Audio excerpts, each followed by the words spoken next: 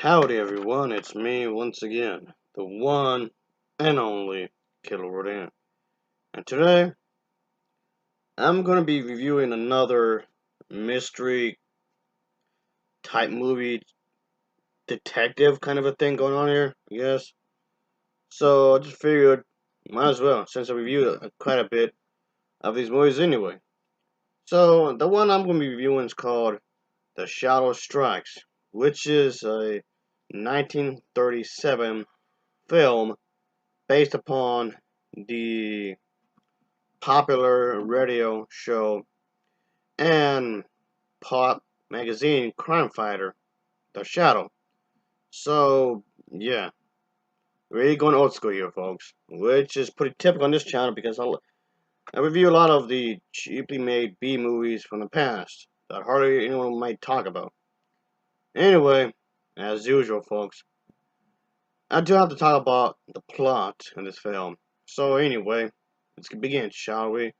So, the main character in this movie, he does assume this secret identity, of course, known as the Shadow, to basically break up an attempt to robbery at the certain office that belongs to an attorney.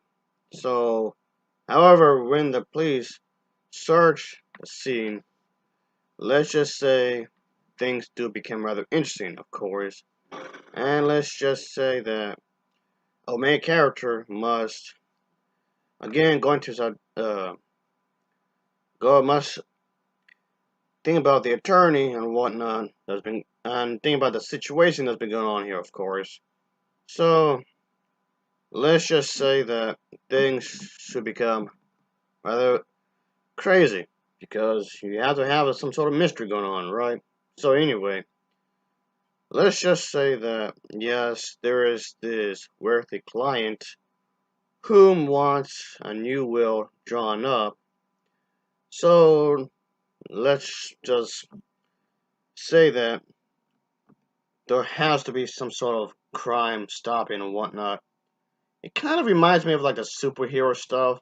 Not quite, but it's almost like that. It kind of reminds me of those to some degree like those superhero kind of things, and to some degree because the whole thing was the alter ego, keeping a specific identity hidden, wanting to help people, fighting crime and what, you know, the whole jazz, the entire thing with that.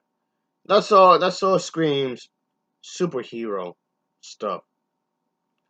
Not that I'm complaining though. Not that I'm complaining really. Even though the whole superhero thing, I'm not too keen with that kind of that specific genre of film really.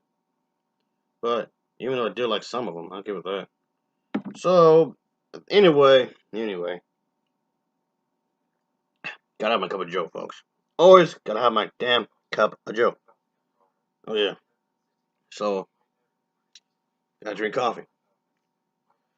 So anyway, I just have to say is that this is definitely something I'm gonna been wanting to review for quite some time. I don't mean quite some time because it's been on my damn to-do list for ages.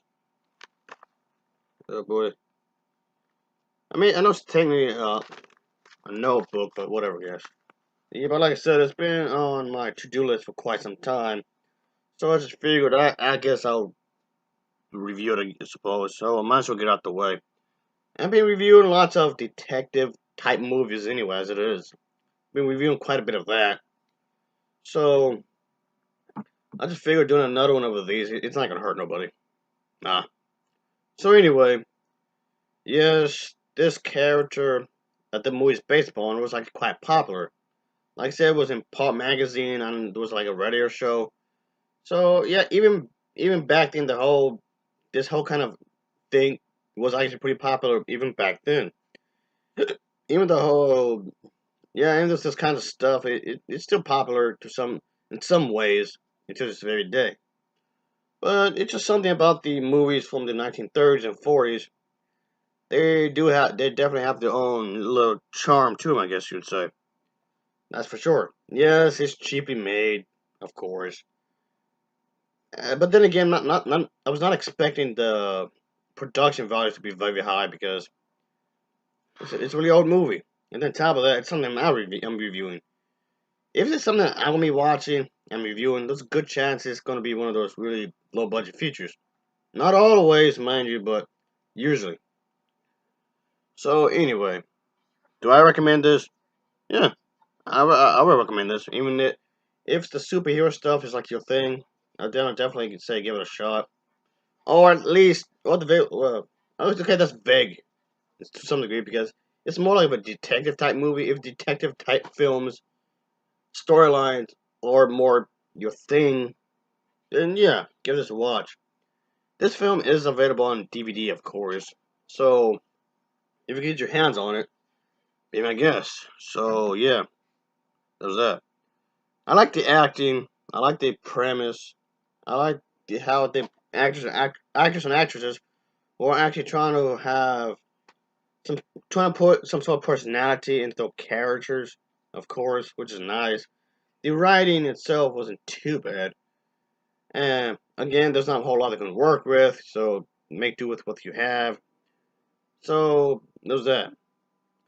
And I can say that the editing itself was pretty decent. Even I think the fact that this movie is in black and white actually helps it.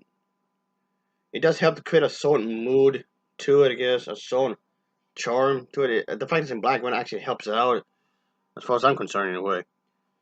So anyway, folks, I'll give this film an overall rating of a 7.0 out of 10. It gets a 7.0 out of 10 for me. As always, thanks for watching, and take care. Until next time, see ya. Oh yeah.